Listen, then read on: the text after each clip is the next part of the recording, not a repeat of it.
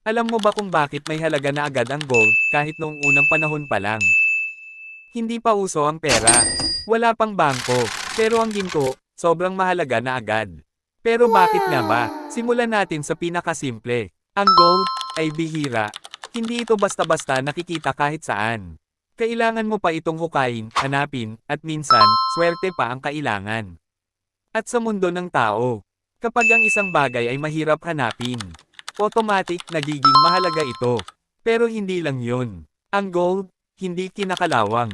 Kahit ilubog mo sa tubig, kahit ilagay mo sa lupa ng daan-daang taon, hindi ito nasisira. Habang ang ibang metal, kinakalawang, nabubulok, o nawawala ang ganda. Ang ginto, nanatiling kintab. Kaya noong unang panahon, nakita ito ng mga tao bilang simbolo ng walang hanggan. At dahil dyan, ginamit ito ng mga hari.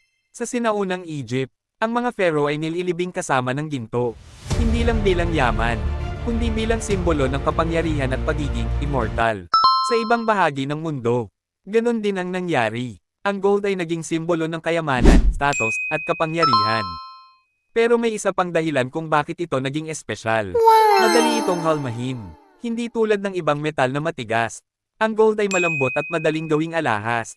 Pwede mo itong gawing singsing, kwintas, o kahit anong design. Kaya hindi lang ito mahalaga. Maganda pa, at ang tao, natural na naaakit sa magaganda at makikinang na bagay.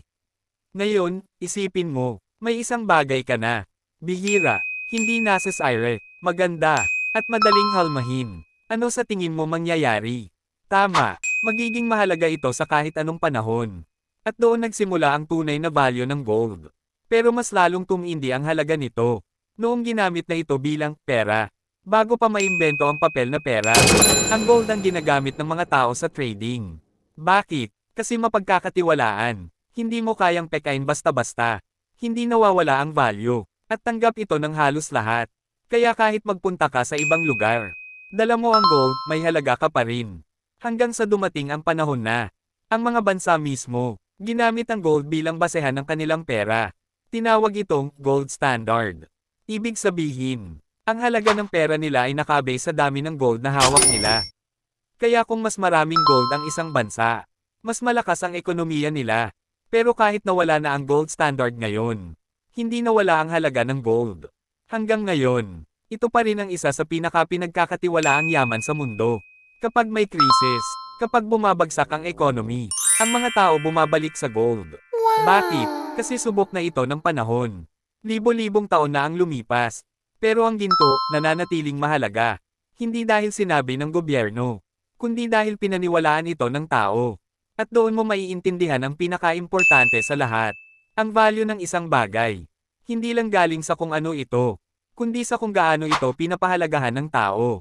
At sa kaso ng gold, simula noon hanggang ngayon, hindi kailanman nawala ang tiwala ng tao dito. May kasunod pa to, follow o subscribe para hindi mo ma-miss.